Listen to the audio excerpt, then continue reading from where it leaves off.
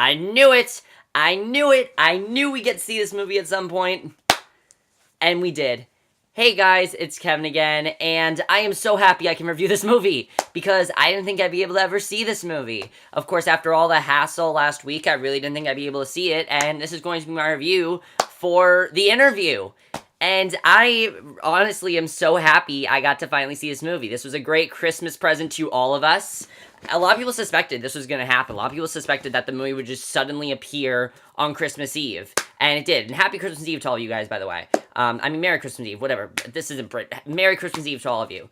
Hope all of you are having a great Christmas Eve. But this is a great Christmas present to all of us. And I am so happy that I could finally watch this movie. And when I heard that it leaked online, I knew that I had to review it today. I was planning on reviewing it actually tomorrow, but I figured, you know what, I'm watching it today. I don't care. I am going to review, the last two Christmas movies I need to review, but those will be up after this review. But as I said, this is going to be a review for The Interview. And after watching The Interview, was it worth all of the hassle? Was it worth all the craziness? Was it worth almost not being able to see it? What did I think of this movie? I love this movie, honestly. I loved The Interview. I thought this movie was hilarious. And it's not really that offensive. I feel like North Korea, it's not really offensive at all. It's not as bad as everyone thought it was going to be. It actually was probably the funniest comedy of the year. I think this was probably the funniest comedy of the year. It's also one of the best movies of the year, surprisingly. And I'll talk about why, but let's get to the plot of The Interview.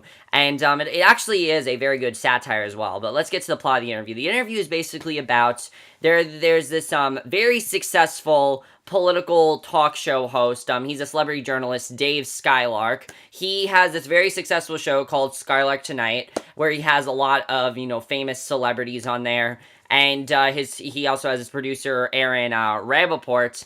And basically, Dave finds out, he's going through interviews, he's going through, he's scrolling through computers and everything. He finds out that Kim Jong-un is a huge fan of Skylark Tonight and wants to go out there and, possibly interview him. And they do get approval and everything. They end up getting approval from Kim Jong-un. But then Dave and Aaron are instructed by the CIA, basically, that not only are they going to interview him, but they are going to take him out, basically, aka assassinate him. So that's basically the plot of The Interview. They go down, they find out what's going on there, and I love the plot of the movie. I think the plot is actually very, very funny. If you think about it, come on. It's just a funny plot. It really is. Think about it. They're killing Kim Jong-un and interviewing him. It's ridiculous. It is, but it's actually very, very funny, and I think the movie handled it very, very well. And that's because of who's making it. Now, let me say something. And I know this has to be said, because a lot of people are probably thinking it. Is this movie that offensive? Is this movie that, bad to Koreans? No, in my opinion, I think this movie is not that offensive. I think it's no more offensive than other stuff Seth Rogen and Evan Goldberg has done. This is Seth Rogen and Evan Goldberg. It's obviously going to be a little bit offensive. That's just how their style is. And if you guys understood their style, then I don't think North Korea should be worried, honestly, because it honestly is not that bad. And let's get to the acting in this movie, because the acting just made this movie so, so good. James Franco stole the show. And I think this was the first time that James Franco was actually starring in this. He's usually supporting, but he was the star in this movie. He was the main character, and he was great as Dave Skylark. He really transformed into this character, and it might even be my favorite performance from James Franco. I haven't seen 127 Hours, so I can't say that was my favorite performance from him, because I have not seen that movie. I think he was, he's done some other really good stuff. I haven't seen Spring Breakers. I know those two right there are some of, his best roles. But of what I've seen of him, I think this might possibly be my favorite role from him. I think he was hilarious in this role. I think he really got the character down perfectly. I mean, the character is really, really funny. And the constant references to The Lord of the Rings and The Hobbit, I love watching. I love how much of a celebrity he was. I thought that was just so funny to watch, and how he, put himself out there and things like that. And just to see him do this, some of the funniest parts of the movie are his interviews with the cameos. There's some great cameos in here. The first thing in this movie actually is an interview between him and Eminem, and it's hilarious to watch what ends up happening there. There's a great interview between him and Rob Lowe as well, another great one between him and Nicki Minaj. Just some very, very funny interviews overall, and I think James Franco handled all that very well. Seth Rogen, as usual, is great. I thought Seth Rogen was good. He wasn't amazing in this movie. I thought he still had some very good standout moments. Now, this is not his best movie, but I did think he had some very good standout moments. By the way, I should mention this is not as funny as This Is the End. It's not as funny as that, but it is still probably one of the funniest that they have done. Lizzie Kaplan in this movie. I was definitely looking forward to seeing her in this movie. She was great as Agent Lacey. I thought she did a great job. I loved how straight-laced her character was. She's basically the one that instructs them to go on this mission. By the way, James Franco and Seth Rogen, best buddy team-up of the year. They have the best team-up ever. These two just work perfectly together. And we're talking about comedy movie-wise. We're talking about buddy comedies. They work perfectly together. These two know their stuff, they knew their style, and they handled it perfectly. It honestly felt like it was perfect. I thought they just handled things perfectly, and I thought they worked together in fantastically. I thought they did a great job. Now, Lizzie Kaplan, Agent Lacey, I thought was very, very funny to watch, just because she's instructing these two idiots, basically, to do all this stuff, what she wanted them to do, the missions and things like that.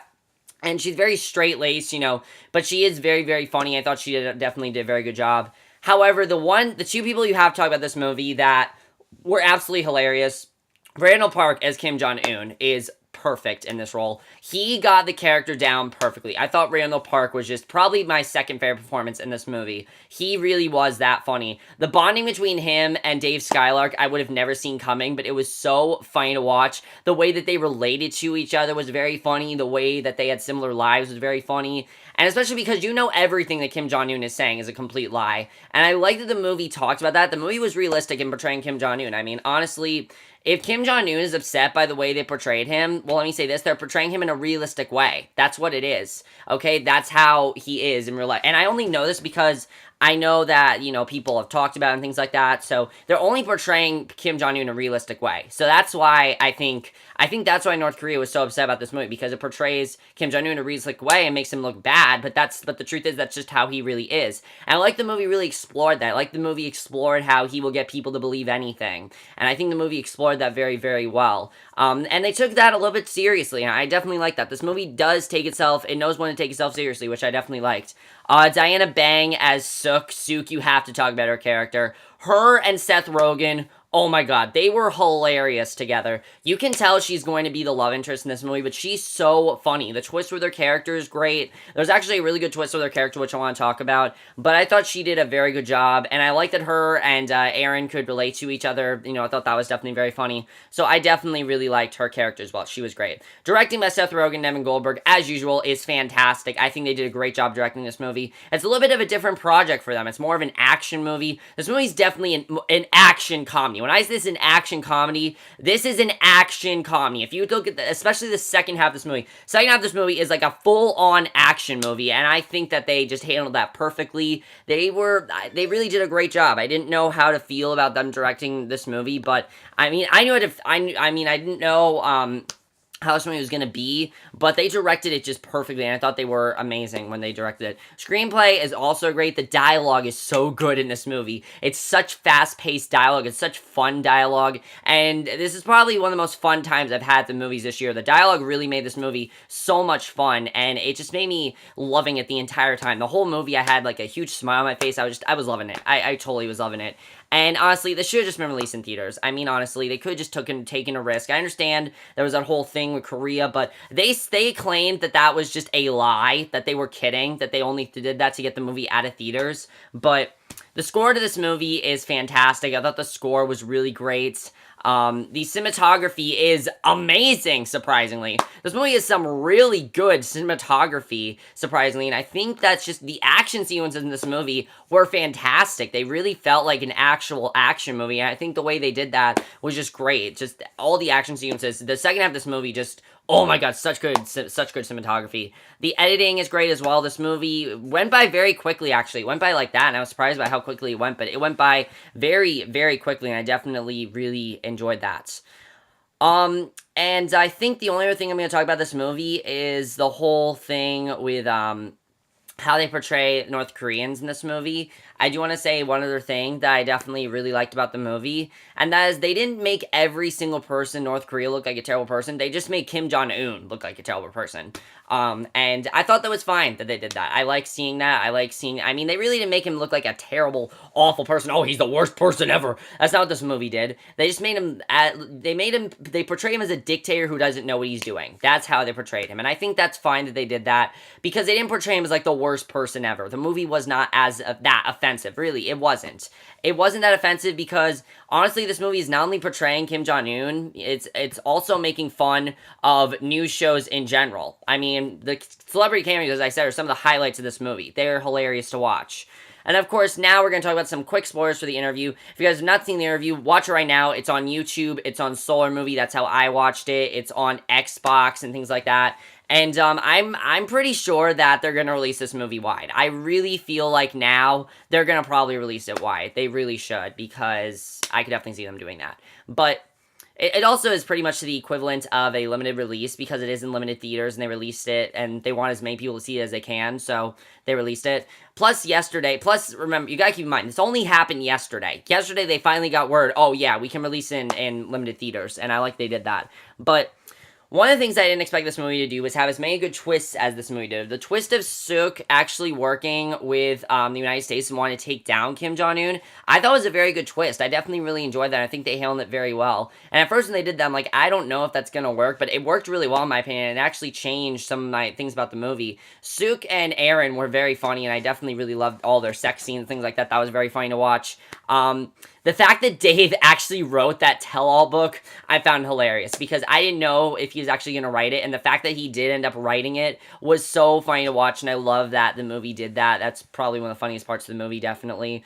Now, of course, the death of Kim Jong-un. Now, of course, they had to cut out the whole death scene, but nope, it is the full-on death scene. They did not cut it out. They kept it in there. It is intact, and honestly, I think it's fine, okay? It's a fine scene because it's what you expect to happen. It's just his face getting melted. Now, this movie is very, very graphic, of course, for an action movie. I was surprised by how far they went with this. I was surprised they went as far as to, like, bite Aaron's fingers off. I was surprised that the movie really went that far, but I like they did that because again, guys, think if this is the end. Think of how far this is the end went. Think of that. This movie went very, very far because of that. And I think a lot of Seth Rogen and Evan Goldberg movies are going to do that. And I like that this movie went as far and took a lot of risks. That's definitely something that I really enjoyed. When a movie can take some risks, I really appreciate that the movie does that. Because it's hard to take risks in movies. But this movie wanted to take risks, and I think they definitely did a very good job with doing that.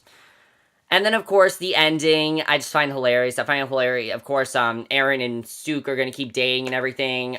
Skylark Knight is still very good. And I just really like the way the movie ended. It really ended in a positive way. I really like that it ended that way. And I thought overall the ending was very, very good to this movie.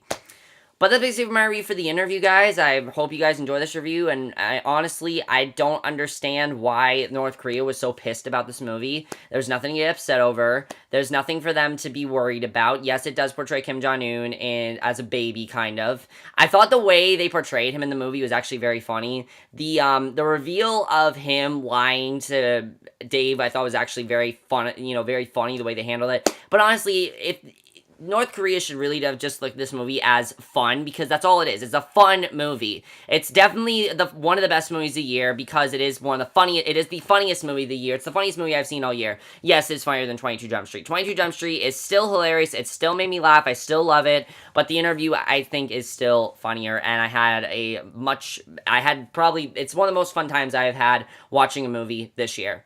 But that's my review. Hope you guys enjoyed it. I'll see you guys in the next video, which will be for my second to last Christmas movie review. And then I'll also review tonight the last Christmas movie. So I'll see you guys for that. Okay, bye.